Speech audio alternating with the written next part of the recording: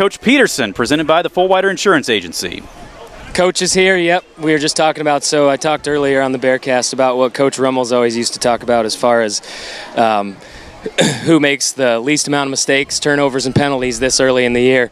Talk about what was going on in the first half there. It was, quite frankly, first game jitters. Is that a nice way to say that, Jarod? We really hurt ourselves with a lack of maturity and a lack of discipline. The thing that's good about this thing is they're correctable. You know, we're going to correct them more this week, and we won the football game against a ranked football team. We should have good confidence.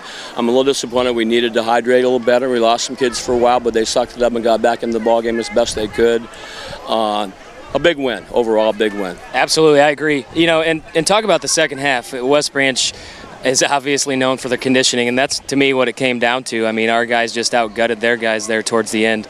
Talk about what our guys did there to win the football game in the fourth quarter. Well, basically, we had to control the football and not have turnovers and things of this sort. It was a gut check, and Brian Rohrbach took over the conditioning this year a little different than we usually do. And when you were with me, we always did it at practice.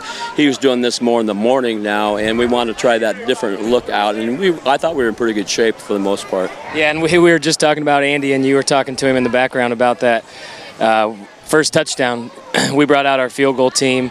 The Lisbon called timeout. We go to our sideline. We bring out our jumbo package. Talk about what was discussed in the huddle. Well, I wanted to go for I wanted to go for the extra for the field goal to start with. But then when I went to the huddle after they called timeout, I thought, heck, let's go ahead and try something else here. And we do run a good jumbo package, and he scored very easily, and it turned out to be a good call. It brought back memories because I remember mine and Coach Pedersen's discussions in those situations. So it was good to see the offense come back out on the field for me. But you know, talk about what you need to learn, what you're learning from, and moving into next week. And also talk a little bit about, you had plenty of guys. You had Peyton Miller go to the sideline, Andy, Cash, and you had guys like Cale Seidel.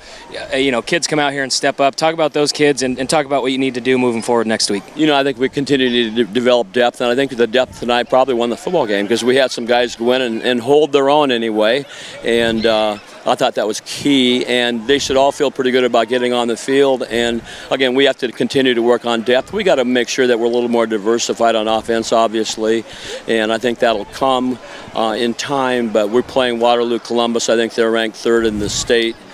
So we go into one fire pit, into another one, and that's okay because we're trying to get as good as we can be before we get into the districts. No question, no rest for the weary for sure. Guys, a big win by a young football team against a ranked Lisbon team. Congrats, Coach. Well, thank you very much.